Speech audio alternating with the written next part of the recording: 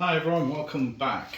Right, this is just an update in regards to the toolbox that I bought recently-ish. So just a few problems I've come across. This second drawer on the top chest, which isn't locking in, as you can see, and it just opens up.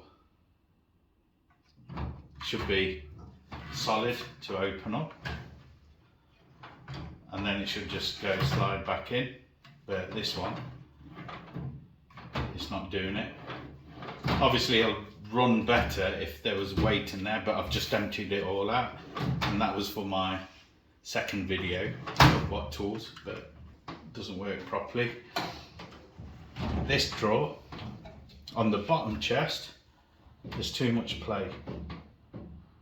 There's too much play on one side.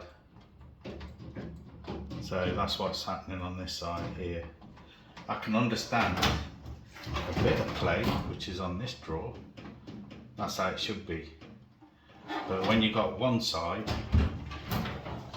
doing it more, it's not, I don't feel it's right. So what I'm going to do is take these back and probably exchange them for the larger box, which I'll do a video on.